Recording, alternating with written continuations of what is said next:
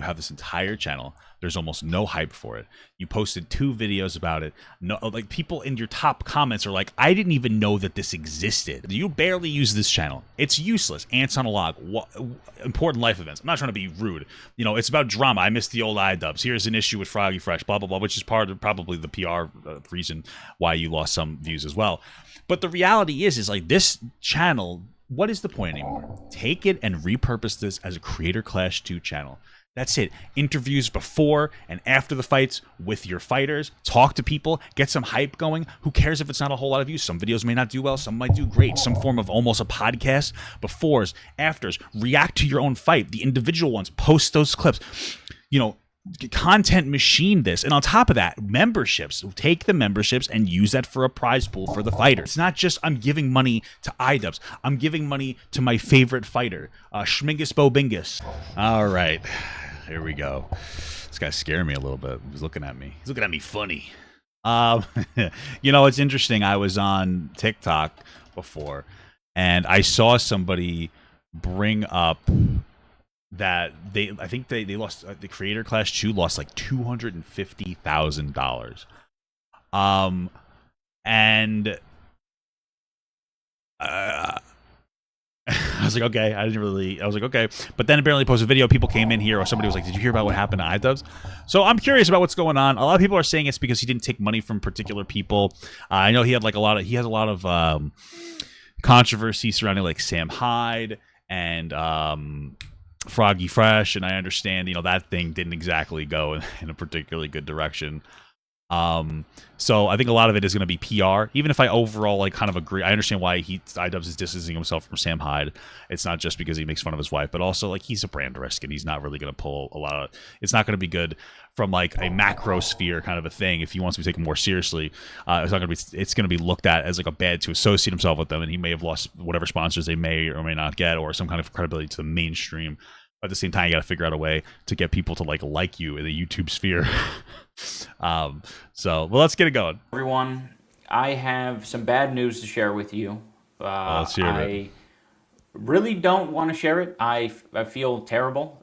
This year has been a rough one, but this is the path that I chose, so I think it's best to be transparent. For Creator Whoa, that's woke. All right. Creator Clash 2, you know, despite it being a fun event and despite good fights and a lot of creators sacrificing a lot of time, money, and energy, we lost $250,000 on the event. The way that this typically... Why tell people this, by the way? I don't think it's a good move to tell people this at all. Like, you guys made a mistake, and you should be having this conversation with like some kind of an internalized team to deal with it. But to why tell us? I don't think it's productive to be like, yeah, we failed in some capacity. Like it just makes everybody feel like they're right about the way that you handled like the situation with, you know, Froggy Fresh and whatnot. Take the L, keep it to yourself, and talk to your internal team about how to make it better moving forward. But expressing it publicly just seems like the wrong move. It works for anyone who's unaware is that once our expenses are paid off for the event, like all the minimums of like, you know, broadcasting, the hotel, travel, all that sort of stuff. Once that's all paid off, then we can start paying the charities. Unfortunately, we didn't even reach the break-even point, right? We're $250,000 in the red. I foolishly thought that the success of last year should be a minimum, you know, a minimum for what we are able to do this year. And that wasn't true. There was a lot more to think about. I thought, okay, we're bringing on more talent, we're bringing on more creators. That should translate to more pay-per-view buys. We're inviting more creator guests. I think that should translate to more pay-per-view buys. This is I mean, this is what we call the OnlyFans effect, right? Let's be real. It's something very known as like when you first do a thing or create a thing, you get a lot of people coming in. But then after that, people have already seen the first one. You know, it's just like when you first subscribe to like somebody, you know, if you make an OF, you get a lot of people popping in. Oh my God, I got so many making so much money. Then you realize you gotta kind of like you gotta pull stuff apart. You gotta like, you know, drag down. You know, you ever see like bing bang bang bang, you know, you ever see the old fashion cartoons where it's like they're driving a train and they're like boop, you know what I mean? You gotta pull things down and spread them hard. You gotta put coal and stuff in there. Just put stuff coal in, you know. So you have to be prepared for that. First one's gonna get an initial bop so people can see it. After that, you got to be ready for it. You got to be prepared for it to not necessarily go so well. So our second time doing the event, so more people are going to know about it. So I thought that would translate to pay-per-view buys. But we did half as well as we did the first year. 50,000 compared to 100,000 the first year. So I was wrong, and I feel a lot of shame because a lot of people were trusting me and trusting our team to, protect the event and protect the charities and protect just the whole thing. Okay. It feels particularly bad because this isn't like a regular business where it's all a personal loss and I can just be like, oh, okay, I suck at business, and I walk away from it. All of the other fighters were, hoping that their charities got represented and got supported for all their hard work. But we didn't have any anti-piracy measures we weren't prepared to deal with. Why? Okay. What ended up Why wouldn't you have anti-piracy measures? Okay. happening? I mean, I was just thinking like, let's just avoid catastrophe. As long as I think that you guys know this. If you look at the top, I know this is like a little out there, but just hear me out. If you look at the top paid esports players, you look at the games that they play. I'm gonna pull it up for you. All right, here it is. Now, as you notice, they're all Dota 2. Dota 2 from number 1 to 21. Then it's Fortnite at 22, and then Dota 2. There's a couple of Counter-Strike Global Offensives, right? Do you want to know? And I'm pretty sure Counter-Strike does the same thing as Dota. You want to know why they make so much money? It's because they take a portion of their battle pass for their game, and they give that to the esports team. They heavily invest in like their esports team. In a way that's like fan supported, so it makes it a little bit more consistent. If their fans love their players, they'll buy their like paddle. It's like $10. They get access to other stuff in the game. Obviously, you can't one-to-one translate that over to Creator Clash, but I feel like something like that, some kind of fans, not just like, hey, let's buy tickets, but like figure something else like that out as well. Something. I don't know. Like maybe make a Twitch that does the same thing. Have like an official Creator Clash Twitch that does the same thing. Where like, oh, if you sub to it, a portion of that goes to the fighter. Something like that. Like something a little creative. Because then you won't even have to worry about piracy. They just go on fucking Twitch. I mean, like, you know what I mean? Something like that might not be a bad idea. Just, I know that it's very obscure, very vague, what I'm saying, and it might be hard to apply it here, but I feel like that's a solid idea. Something in that realm. Play the video. Like not like I don't know, like a bomb threat or like injuries or anything crazy, like we should be fine. This should just be like the first year. I don't want it to be more complicated than the first year. Should have had me announce. I'm just much more interesting. It ended up being a lot more complicated. Amongst the 800 pirated streaming sites, there were between 1.3 and 3 million viewers. So even though there were around 50,000 pay-per-view buys, there were around and let's be honest, 1.3 to 3 million viewers. Sure, and let's be honest here. You obviously should have done some kind of anti-piracy measure. I have no idea why you wouldn't do that. It just seems like a silly little goosery overstep. Why wouldn't you? But anyway, a lot of those people are also going to pirate because they don't like you. Like that's an unfortunate reality. Like he's not very well liked. iDubbbz might want to take a step back and not be the face of Creator Clash anymore. Whether you think that the hate against him is justifiable or not, I mean, you got to figure something out, People who actually watch the full broadcast, and that's a little bit reassuring. It makes me feel like, okay, people maybe do want to watch this. They just didn't, they just either couldn't afford it or just didn't want to support what I had going on. If it's 1 or 2 steps to pirate it, but it's 3 or 4 steps to stream it legitimately, people are going to take the pirating option. Let me be the face of it. I'm definitely brand available. I've had no controversies in the past, even a week alone. Not even a... Every time. I think we also had a big streamer audience. That's who we are appealing to. I really like the live stream audience. Yeah. People who Did they not put it on like Twitch or something? That would have been great. Watch these events live. Was it? They watch things on Twitch and YouTube, and they get it all for free generally. So I think it was... in a lot of ways bad to appeal to that crowd and not give away the stream for free. _XP super chatted $1.99. Hey Papa, how do I send you videos in the Discord?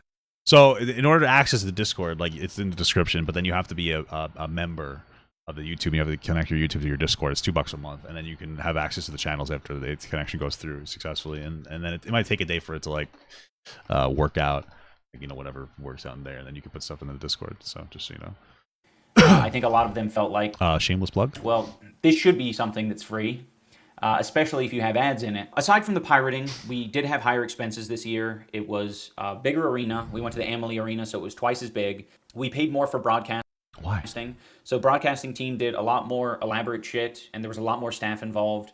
We did a creator hotel. So why didn't you anti-piracy measures? So we bought out a hotel to make sure all the creators had a safe place that they can stay. It actually ended up being good that we got the creator hotel because all the hotels shot up in price like a couple weeks after we locked in the creator hotel because Taylor Swift was coming to town. I figured it would be because you guys were coming to town. She announced her tour dates, and pretty much everything got booked up. You know, Taylor Swift L, by the way. You know, they charge so much money for those tickets, and she doesn't do anything about it. It's crazy. If we didn't book the creator hotel when we did, I don't think we would have had nearly as many creators show up to show support. And our pay-per-view numbers actually could have been hurt by that. We also had events the day before. Did I hear that Gideon tried interviewing EDP but ended the stream because EDP just wanted money? I know that part. And then Sneeko protected EDP talking to Pack God. Sneeko was willing to pay EDP the $200. What is the name of the video? The fight and the day after the fight, so that fighters and friends and family could come together and process their trauma. That was sort of paramount for me because the first year we did the fight and then I went to bed. I got the shit kicked out of me by Dr. Mike, and then I went to bed again. And then I woke up, the hotel was empty, and then I got on a flight and traveled 5 hours with my face completely swollen back to Seattle. And I was like, that was cool. That was so worth it. There was nothing. Well, I get what he's saying, but maybe, for your second round, maybe you did a little too much, unfortunately. But okay. There's no processing my trauma. There was no talking to anyone and relating about the experience afterward. Everyone was gone. And that shit felt awful. So, yeah, some of these things that might seem extraneous, in my opinion, were entirely necessary. And I wouldn't change it for the world. As evidenced by the pay-per-view streams, it wouldn't have made a difference because we did half as many pay-per-view sales. So we also had to pay for more fighters this year. The first year it was 18. This year it was 24. I thought bringing in more fighters would just lead to more pay-per-view buys, but I think it just ended up costing us more, because each fighter gets a $20,000 stipend, and for anyone confused about this or thought everyone was fighting for free, they pretty much are fighting for free. I think any of the fighters can attest to the fact that fighting in Creator Clash is not a financial boon in any way. That $20,000 is eaten up in those 9 months that you're training. I would say that $20,000 is on the low end of what it should cost you to train in those 9 months, because you have to pay for your trainer. How long was I muted for, bro? The fuck? I think I just said fuck. How long was I muted? Fuck! Yourself, and you I didn't really say much. Have to pay for, all of the food, the equipment, the travel, whatever you're doing to make all this shit happen. Yeah. Aside from putting... But I think the only thing that I really said was that people will get paid in like some kind of exposure. Your streaming career or your YouTube career or TikTok on hold while you're training. I imagine you don't have to put your TikTok on hold. That's what you're doing. It's like a 10-second video. It's not a few pauses. That's life, brother. Reward. That's life. So I don't want anyone to think just because these fighters are getting $20,000 to basically just be a little bit less in pain after going through all this torment and trauma. I don't want anyone to get shit for that because it's trauma. Okay. That is a minimum of what these fighters should be getting. In my opinion, they should be getting much more because it is a traumatizing event and it takes a lot of time and dedication. That is a cost of putting on the event, in my opinion. I think other boxing promotions would disagree that fighters should be getting paid this amount, but like I said before, dude, figure out a way to get the prize pool up by having people pay for it, donate money, figure something out, man. I don't know, do something. To each their own. What do I know? We lost $250,000 on this event. Another thing I want to address is how much hype is around Creator Clash. How much hype is around it? What? Because every once in a while he makes some random video. I don't know, how come he's not making videos either on is there a Creator Clash YouTube or something? And listen, I don't know, maybe there is, but why not have a Creator Clash YouTube where you post videos about shut up, where you specifically interview your fighters pre and post game, and et cetera, et cetera, et cetera, et cetera, et cetera, and take some of the money or revenue from that and contribute that to the prize pool. Contribute paid membership. Like, imagine you took your iDubbbz YouTube and you just create, like, you made it still say iDubbbz or whatever, but you turned it into your Creator Clash YouTube, where you did a thing where you would talk to the fighters, potential fighters. You did almost like a podcast, weekly or bi-weekly, where you talked about boxing, or you contributed that, and you took a portion of the memberships, and then you invested that money into the prize pool for like fighters and shit like that. Like, why? Like, there's you know. When I look at UFC and stuff, it's not just the fight. It's the before, it's the after. There's tons of build-up. It's, like, very intentional. You have, like, the pre-game, post-game, the weigh-ins. I don't know. Maybe this is everywhere. But it feels like there's nothing. It's just the fight. I don't see anything outside of it. I don't see anything but just the fight outside. I don't see anything. But I've scrolled through TikTok, and I've seen other, YouTube creator boxing events, clips here and there, and be like, oh, interesting. Where's that?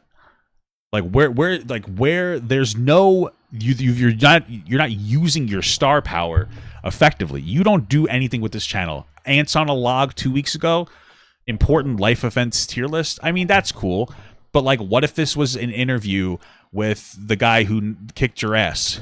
You know, what if this was a conversation with some of the people that you had on? You know, what if this was a reflection on your past fight, or it was a reflection of other people's past fight? Like, where, like, you have, who cares if it gets 300,000 views? If you post a couple of videos a week that are going to easily get at least 100,000 to plug your event, that's exposure for your event, that's advertising revenue, and you could constantly plug, hey, go and subscribe to a membership program that part of that prize money will go to the fighters. Something like that. There's so much here that, like, you're just not I feel like you're not utilizing. There are some people floating rumors around that we're pocketing money from Creator Clash, and that's extremely floating rumors around that we're pocketing money from Creator Clash, and that's extremely hurtful, because it has been nothing but the opposite. I understand that some people out there don't like me. I'm okay with that, but the thing I'm not okay with is just lying to people and making up shit for the sake of, like, clicks. I mean, this is hard enough as it is. Like, I don't want to make this video telling people that we made half as much or we sold half as many pay-per-views as we did last year. And what I absolutely don't need is people spreading rumors about us pocketing money. This has been a financial fucking catastrophe for me. We don't need that, and we don't need any of that shit for any of our other fighters, because this has been a huge sacrifice for all of them, financially, specifically financially. If you want to say that they're earning boatloads of clout for fighting, sure, whatever you want to say. But this has been a huge sacrifice. I try not to view any of the pirated live streams as malicious, because I think the majority of people, you know, aren't malicious about it. I think there were 50,000 people out of 1 million plus who just said Creator Clash live stream, and, like, instantly a bunch of shit popped up, and it was just very easy for them to watch. Sure. And I really don't blame them for making that choice. All I'm trying to do right now in making this video is to remedy it. That's sort of what I've been grappling with over the past couple of months, is like, what the hell are we going to do? You know, I can't even think about doing a Creator Clash 3. We lost money, and there's no money for charity. So what are we going to do to solve that? I don't have a good solution. The best solution that I've been able to come one of the top comments, I had no idea there was a Creator Clash 2. Like, what the fuck? I didn't even hear about it till it nearly begun.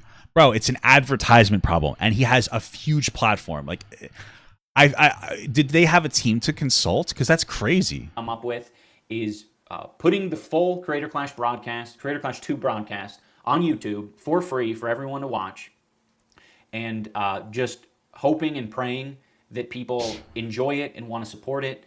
I'm curious what your guys' thoughts are, but I want to post the full broadcast on YouTube, and I want to have, like, a fundraising goal. I know YouTube has, like, a fundraising. I mean, it makes sense to potentially, after the clash is ended, to put it on YouTube, I guess.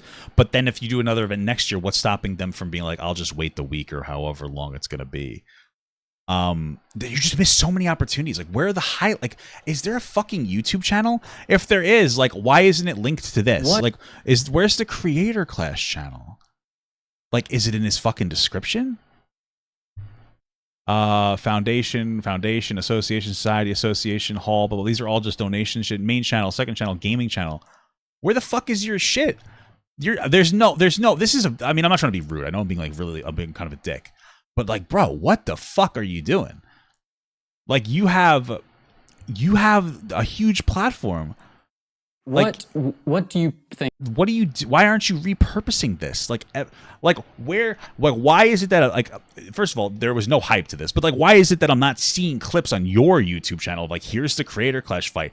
Why aren't you sitting down and reacting to your own, like, to the fights? Like, hey, this was this creator versus this creator. Sit down with your fucking wife, Anissa, and go, oh yeah, this happened.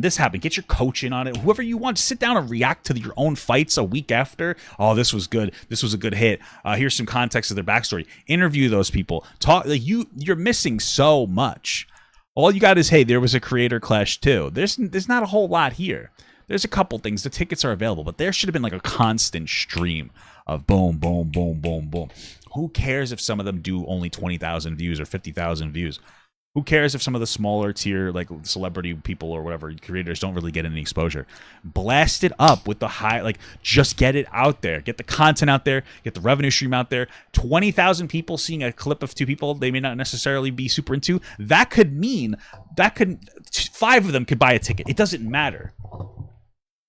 You know what I mean? Like, get it in the algorithm. Shove it in someone's face. Boom, boom, boom, boom, boom. Like, just blast the fuck out of people. Get shit going. There's no advertisement aspect here. It's crazy. But right now, from what I've seen, YouTube doesn't allow multiple charities to be listed in the fundraiser. And there's not really very many. So then just make your own charity that just donates all this money to charity or something. Good options for us to collect donations ourselves. So I think we're just going to have a singular charity represented in the video, and then we'll put all the other charities in the description. So if you want to donate to a specific charity, that's where you can do it. I want to make it right. I want to make it more right. I'm okay with us fucking up and taking a $250,000 loss. I'm not okay with charities not getting any money.